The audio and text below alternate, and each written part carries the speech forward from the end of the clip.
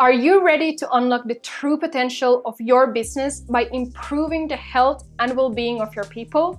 In this video, we're diving into the power of well-being in the workplace and will explain why this topic is so vital for each individual and for businesses as a whole. I am Linda Granfors. And I am Alessandro Carpentiero. We at Beyond Sapiens use strategy and well-being to maximize your business potential.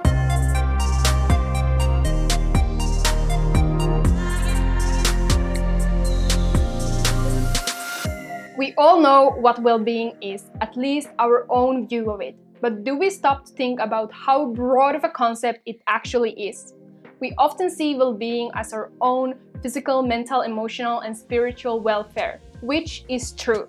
But in the business world, well-being is everything from workspace safety to organizational systems and processes that enable individual and collective well-being.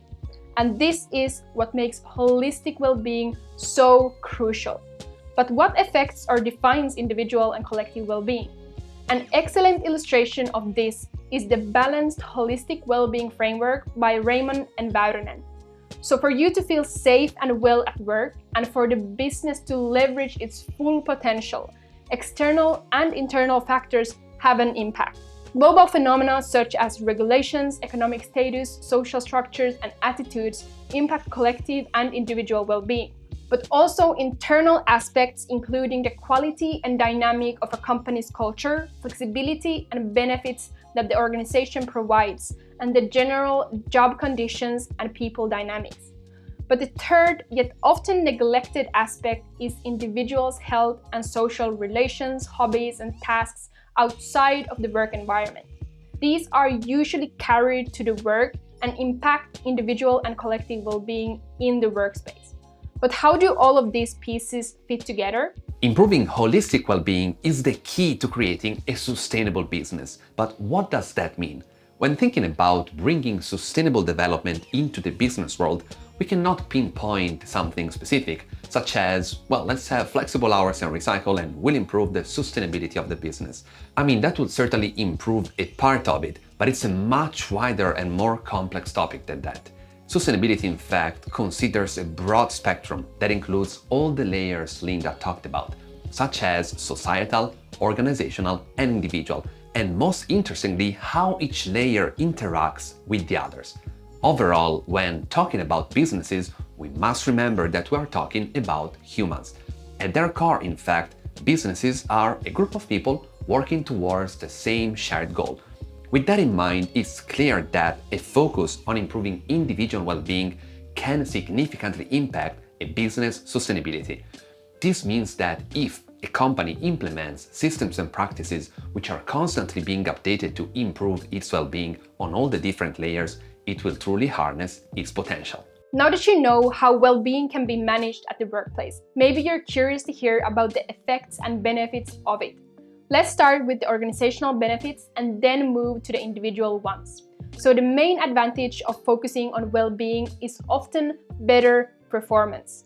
When individuals are well and the business processes and systems support that, a company is more prone to grow sustainably. So well-being can be seen as a portal for effective business growth. We have to remember that growth is the sum total of each individual's efforts. So by enabling better individual performance, you actually enable better business performance. In contrast though, poorly managed well-being has the opposite effect on performance and can cause considerable losses in talent, resources, and even loyalty within the workspace. This, of course, can have detrimental effects on the overall company and its future. Let's finish by taking a closer look at the individual level. What does your personal life have to do with your workplace? If you think about it, it's pretty explanatory. Imagine that you work at the company of your dreams and everyone is working towards the same shared grand vision, but you are morbidly obese and have a problematic relationship at home.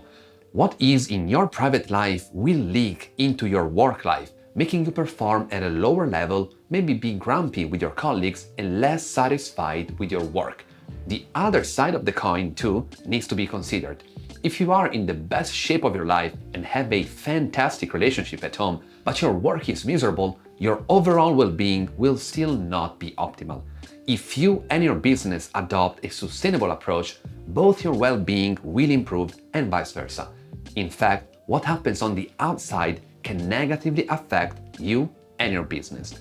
For example, overly competitive and unstable work conditions could create a stressful environment that would cause stress and potentially even burnout, heavily affecting your career and private life too.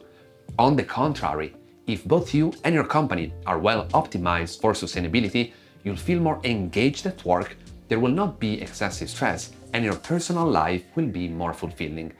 Of course, nothing is perfect, but it's up to all of us to do our part toward building a thriving future collectively.